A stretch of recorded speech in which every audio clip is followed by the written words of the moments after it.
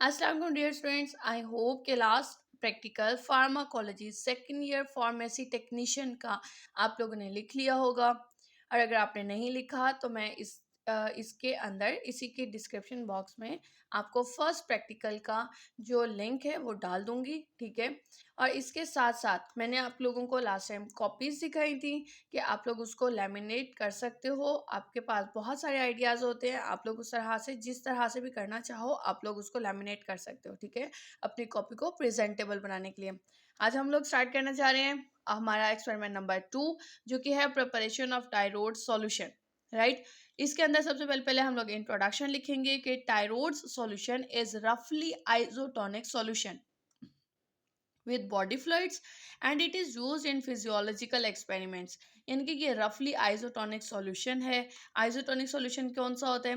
Isotonic solution ऐसा solution होता है जिसकी आयन कंसंट्रेशन हमारे बॉडी के आयन कंसंट्रेशन से इक्वल हो, ठीक है, बराबर हो। या फिर two solutions that having same osmotic pressure, ठीक है, जिसमें सेम ऑस्मोटिक प्रेशर हो। और ये ऑस्मोटिक प्रेशर जो है जिसके अंदर एक सॉल्यूशन जो है वो हमारा बॉडी फ्लूइड होगा, ठीक है, और दूसरा कोई सा भी हमारा सैंपल। अगर उन दोनों में सेम ऑस्मोटिक प्रेशर होगा then it will be called as isotonic solution. ये हमारा टायरोड सॉल्यूशन जो है वो आइसोटोनिक सॉल्यूशन है और वो उसको हम लोग इस्तेमाल करते हैं फिजियोलॉजिकल एक्सपेरिमेंट में, यानी कि लिविंग ऑर्गेनिज्म पर होने वाले एक्सपेरिमेंट्स में हम लोग इसको इस्तेमाल करते हैं, यानी कि बॉडी पर। ऑपरेटर्स देख लेते हैं सबसे पहले। तो इसमें आ जाता है आपका weighing balance, beaker, spatula, stirrer, funnel, volumetric flask. Weighing balance हम लोग अपने तमाम तर केमिकल्स को वजन करने के लिए इस्तेमाल करते हैं। बीकर हम लोग सॉल्यूशन को हल करने के लिए इस्तेमाल करते हैं। स्पेचुला इस्तेमाल किया जाता है केमिकल को उठाने के लिए, ठीक है, यानी कि हम लोग पाउडर को उठाना चाह रहे हैं तो स्पेचुला की मदद से उठाते हैं। और यहाँ पर इस प्रैक्टिकल में हम लोग इसलिए इस्तेमाल कर रहे हैं। स्टीरर क्या होता है? ग्लास स्टीरर मोस्टली इस्तेमाल करते हैं और ये चम्मच का काम करते हैं। फनल जो है वो कुछ इस तरह की होती है, ठीक है, और हम लोग इसको क्यों इस्तेमाल करते हैं? ताकि हम लोग पानी को बआसानी जो है आपके वॉल्यूमेट्रिक फ्लास्क के अंदर डाल सकें, जिसकी ओपनिंग जो होती है वो बहुत छोटी होती है, ठीक हो गया। अब लास्ट में वॉल्यूमेट्रिक फ्लास्क का इस तरह से इस्तेमाल किया जाता है ताकि उसके अंदर हम लोग वॉल्यूम को पूरा पूरा नाप सकें। अब इंग्रेडिएंट्स की बात करते हैं, अज्जा की बात कर लेते हैं, कौन कौन से केमिकल्स डालने हैं हमने। तो इसमें हमने सोडियम क्लोराइड डालेंगे 8 ग्राम, पोटाशियम क्लोराइड डालेंगे 0.2 ग्राम, कैल्शियम क्लोराइड डालते हैं हम लोग 0.2 gram, magnesium chloride 0.1 gram, sodium hydrophosphate 0.05 gram, sodium bicarbonate 1 gram, dextrose 1 gram and sterile water up to 1000 ml। Quantity sufficient, यानी कि जितनी हमें मिकदार उसकी ज़रूरत होगी, राइट। अब आप लोगों का आ जाता है प्रोसीजर कि wash all the operators and dry them. पहले पहले हम लोग तमाम तर अपरेटर्स को धो लेंगे और उसके बाद उसे खुश्क कर देंगे।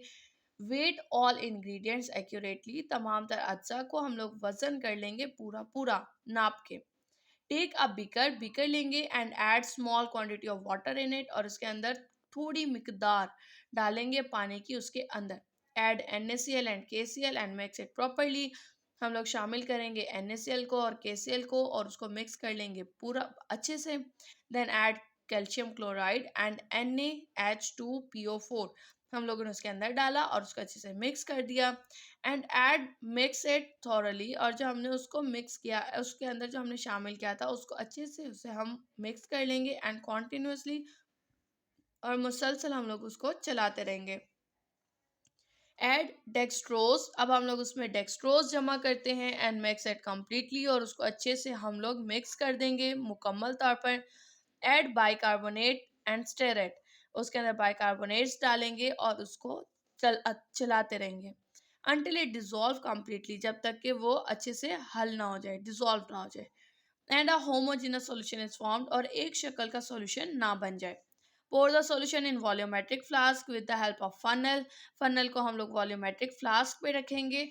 इस तरह से ये हमारे पास वॉल्यूमेट्रिक फ्लास्क है, इसके ऊपर हम लोग उस फनल को रखते हैं, ठीक है, जिसे हम लोग उर्दू में कीफ कहते हैं, ठीक है। हम लोगों ने उसकी मदद से क्या किया, हम लोगों ने अपने सॉल्यूशन को वॉल्यूमेट्रिक फ्लास्क के अंदर डाल दिया with the help of funnel.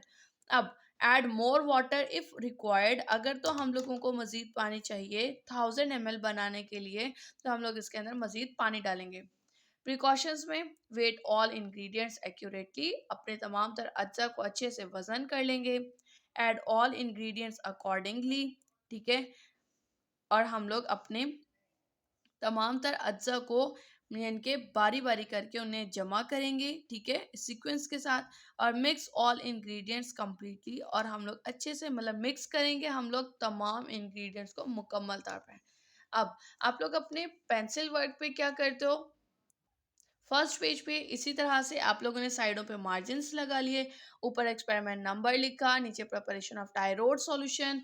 और उसके बाद आप लोग अपरेटस में से कोई से भी 2 या 3 आप लोग अपरेटस की डायग्राम यहाँ पर ड्रॉ कर लोगे, राइट।